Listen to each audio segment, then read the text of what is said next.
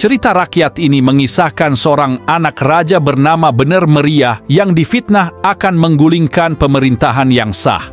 Karena malu, ia kemudian melarikan diri ke hutan dan bertapa untuk memohon diubah menjadi seekor gajah putih.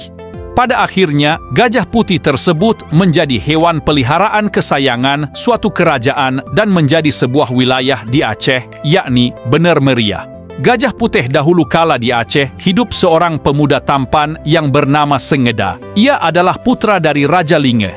Sengeda memiliki seorang kakak laki-laki bernama Bener Meriah. Si Bener Meriah ini melarikan diri ke hutan karena difitnah hendak menentang raja. Di hutan, si Bener Meriah ini bertapa dan memohon supaya diubah menjadi gajah putih. Hal itu dilakukan agar diterima kembali oleh keluarganya. Pada suatu malam, Sengeda bermimpi tentang seekor gajah putih yang datang dengan mengamuk dan mengobrak-abrik kerajaan Linge. Dalam mimpinya, Sengeda juga bertemu gurunya yang bernama Reje.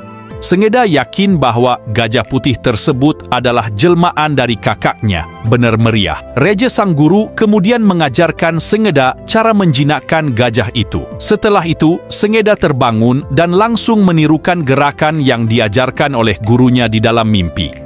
Gerakan dalam mimpi tersebut adalah seni bela diri yang mirip tarian ketika Sengede berguru di Bukit Gelang-Gele. Keesokan harinya, di tengah kerajaan Linge muncul seekor gajah putih yang mengamuk. Tak ada seorang pun yang mampu menjinakkannya.